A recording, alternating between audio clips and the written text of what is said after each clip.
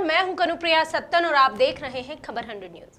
आइए नजर डालते हैं आज की कुछ खास खबरों पर, लेकिन उससे पहले एक नजर आज की हेडलाइंस की ओर। कोरोना के बढ़ते कदम लगातार बढ़ रहे हैं। प्रदेश में कोविड के मरीज, प्रशासन हुआ अलर्ट। कोविड के खतरे के चलते बदला आदेश, सीएम शिवराज ने लिया फैसला। 50% क्षमता के साथ खुलेंगे स्कूल, पेरेंट्स की अनुमति होगी अनिवार्य और जारी रहेगी ऑनलाइन क्लासेस। और देवास में गैर कानूनी रूप से बिक रहा यूरिया, कृषि विभाग की कार्यवाही, कलेक्टर के आदेश पर जब्त किया अवैध यूरिया और आरोपी पुलिस की गिरफ्त। कोरोना महामारी के दौर में पीड़ित लोगों को राहत देने के उद्देश्य से प्रदेश सरकार ने बिजली उपभोक्ताओं के बिल की राशि भरने के मामले में राहत देते हुए बिल माफी की बजाय स्थगित करने के आदेश जारी किए और वाहवाही लूटी। लेकिन लॉकडाउन और कोरोना महामारी के कम होते ही शासन ने बिजली के बिल भरने के सशर्त आदेश जारी किए, बिजली उपभोक्ताओं के यहाँ नोटिस भी दिए। इसमें गौर करने वाली बात तो यह है कि जिन उपभोक्ताओं ने 2 दिन पहले ही अपने 5 से 6 हजार रुपए के बिजली के बिल भरे थे, उनके यहाँ भी विद्युत मंडल ने नोटिस जारी कर दिए हैं, जिससे उपभोक्ता परेशान हैं और खासकर अशिक्षित उपभोक्ता। दूसरी ओर विद्युत मंडल के अधिकारी और कर्मचारी भी उपभोक्ता को संतोषजनक जवाब देने के बजाय बिल भरने का दबाव बना रहे हैं, बिजली कनेक्शन काटने की धमकी दे रहे हैं। इस मामले को लेकर शनिवार को खजराना क्षेत्र की महिलाएं बिजली बिलों के साथ नोटिस की कॉपी लेकर गीता भवन स्थित पावर हाउस पहुंची। यहां कार्यपालन यंत्री अजनारे ने महिलाओं को समझाने का प्रयास किया। भाई समाधान योजना जो शासन ने लागू की है वो 31 अगस्त 2020 में जब लॉकडाउन पीरियड और हुआ था, उसके बाद जो शासन ने उस दौरान जो 1 किलोवाट तक के जो बिल थे उपभोक्ताओं के, घरेलू उपभोक्ताओं के, वो राशि जो आस्थगित की गई थी उसके निराकरण के लिए अभी समाधान योजना लागू की है।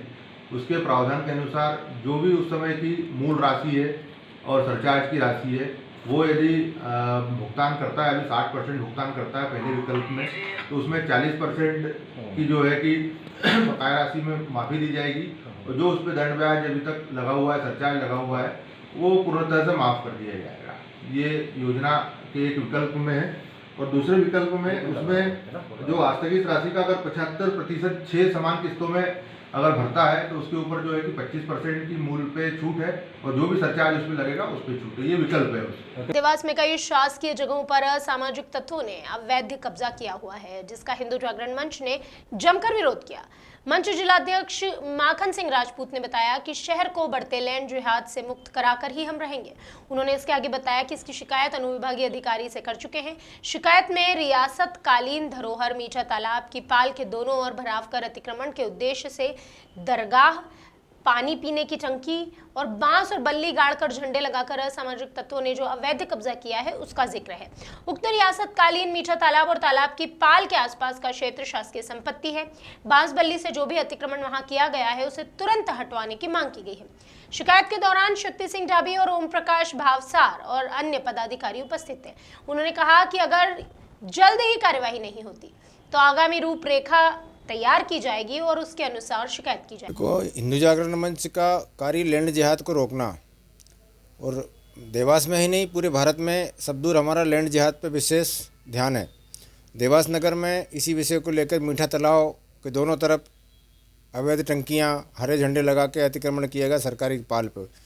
इसके बाद में भी तालाब के पानी को भी, पाल को भी बढ़ाया गया है, तो उस पर बढ़ के पास में तो तालाब के पानी को भी रोक करने का प्रयास किया है। उसको अतिक्रमण करके शासकीय भूमि को मुक्त कराएंगे। इसके लिए हमने प्रारंभिक तौर पे प्रशासन को इसके बारे में आवेदन दिया है और चर्चा भी चल रही है। अगर इस पर आगे कार्रवाई करेंगे, हमने समय भी मांगा है 15 दिन का। इसके बीच में मेरी बात भी हुई है, तो उसमें कार्रवाई प्रोसेस पर है। अब आगे शासन क्या डिसीजन देता है उसको देखते हुए हम अगली कार्रवाई करेंगे।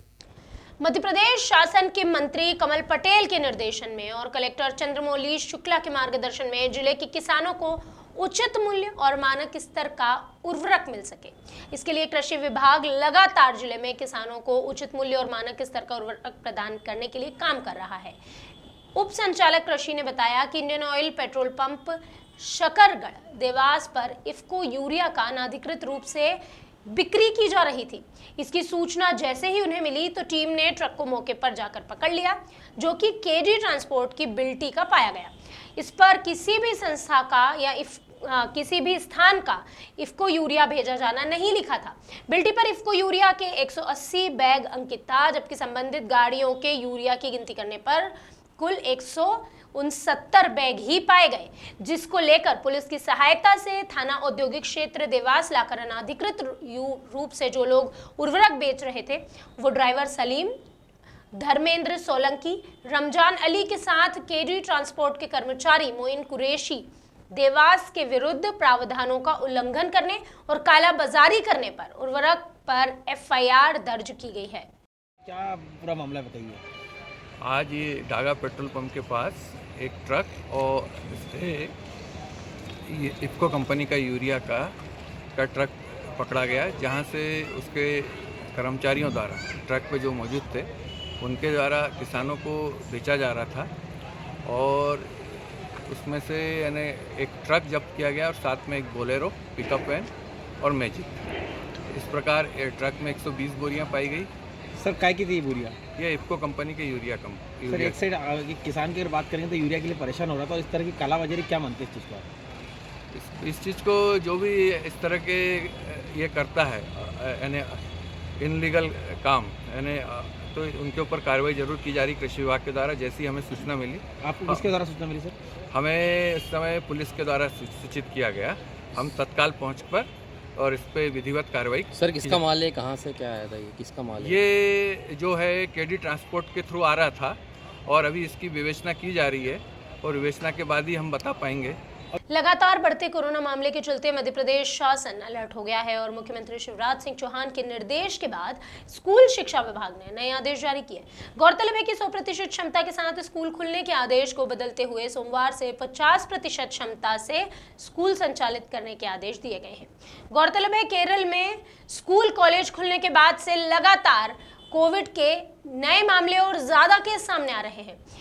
मध्य प्रदेश के इंदौर की अगर बात करें, भोपाल की अगर बात करें तो यहाँ कोविड के नए वेरिएंट के मरीज मिले हैं, जिसे देखते हुए सरकार ने ये अहम कदम उठाया है।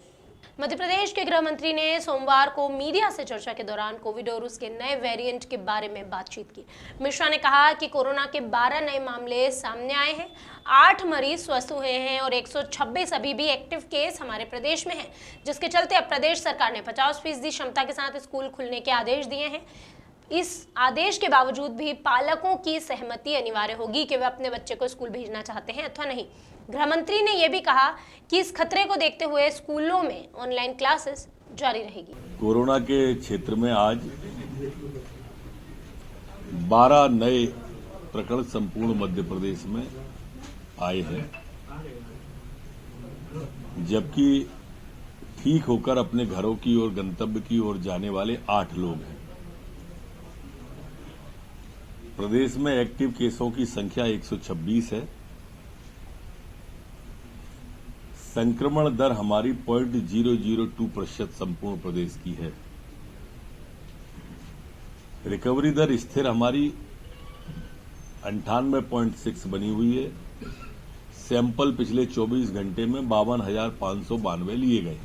अभी के लिए बस इतना ही। बाकी खबरों का सिलसिला लगातार रहेगा जारी। जुड़े रहिए खबर 100 न्यूज के साथ, जनता की बुलंद आवाज।